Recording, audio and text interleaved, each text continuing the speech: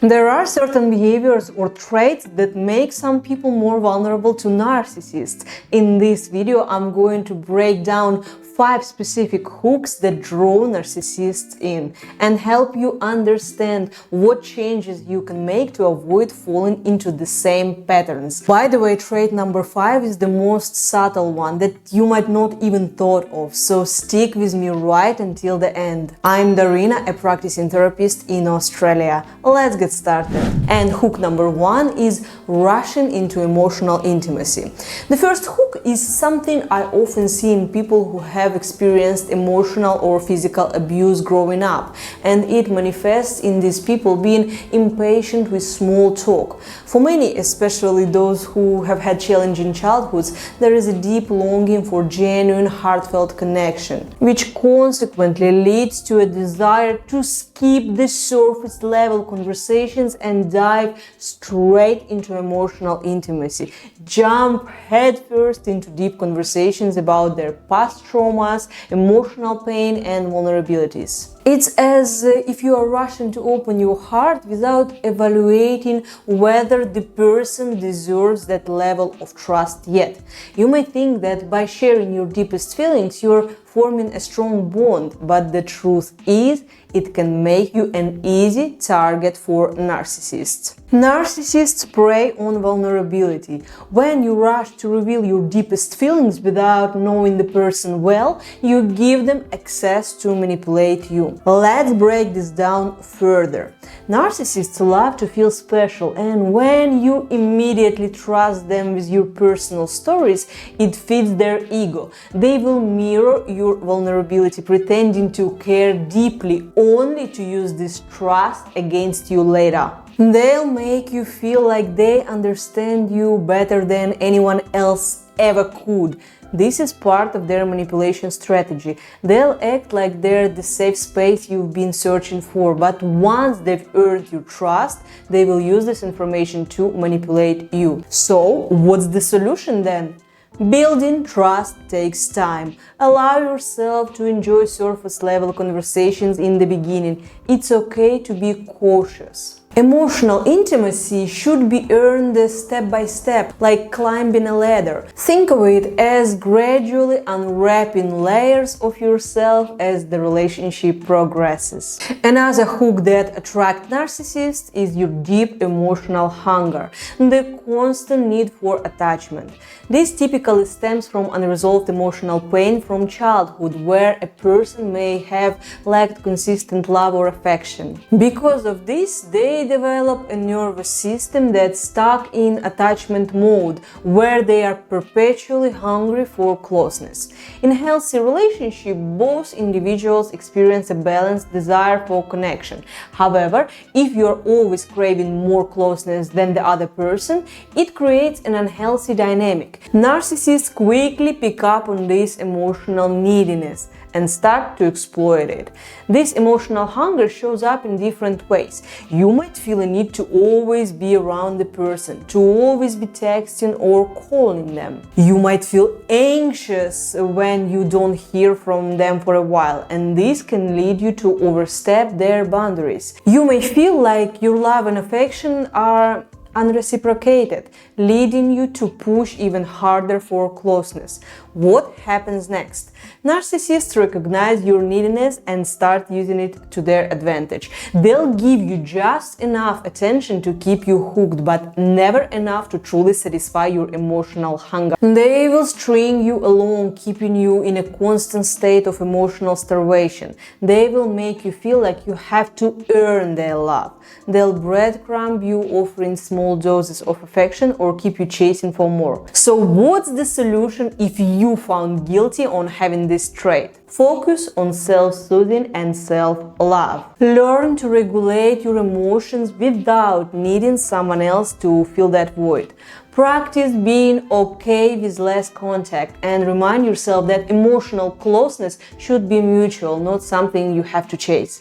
By the way, guys, if you are getting value from this video, please don't forget to hit the like button and subscribe to my channel. It will really help me as a new creator to develop this channel. And And hook number 3, the need for constant validation.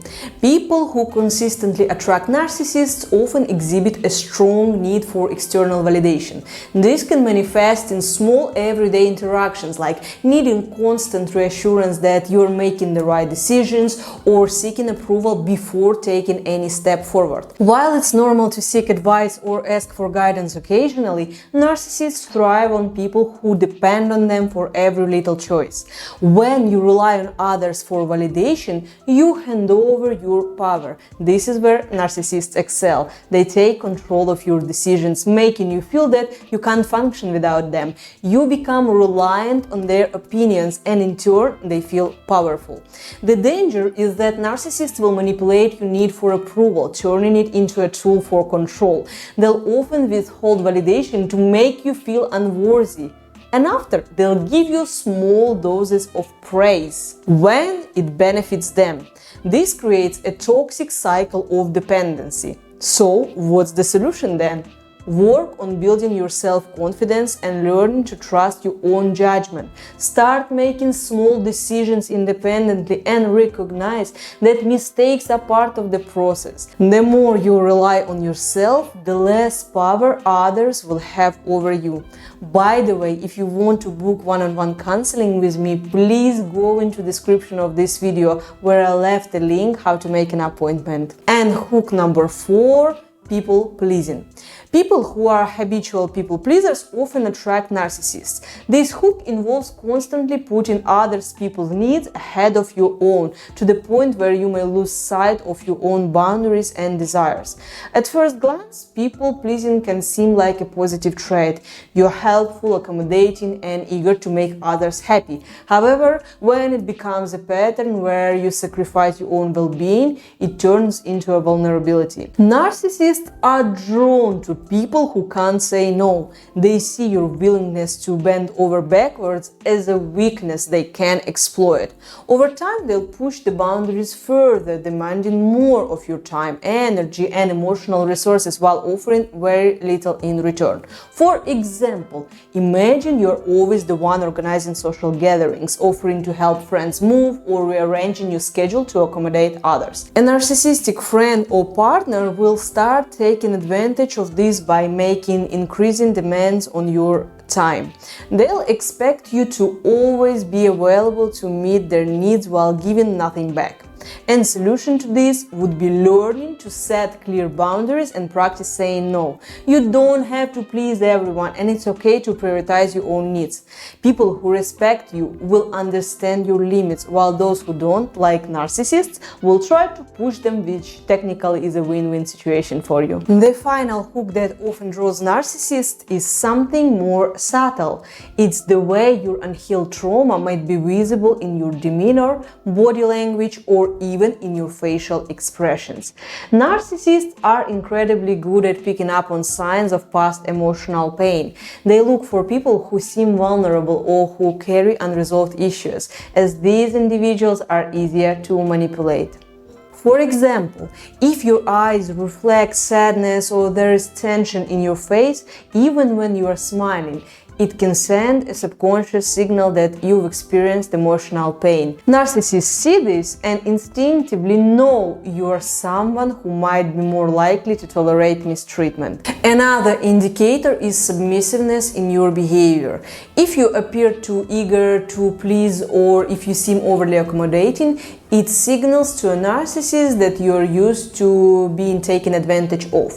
They see you as someone who won't push back, making you an easier target for manipulation. For example, you are going on a date after only recently breaking up from a toxic relationship. Even though you appear happy and upbeat, there are still some subtle signs of sadness you might project, or maybe there is something you say to your date that reveals that you are still hurting. And as we already spoken today, if person has a really strong narcissistic component in them, they might pick up on it, giving you this emotional support in that particular moment, but using it against you later on. And then you end up in relationship with a narcissist and be wondering why that happened to you again. So what's the solution?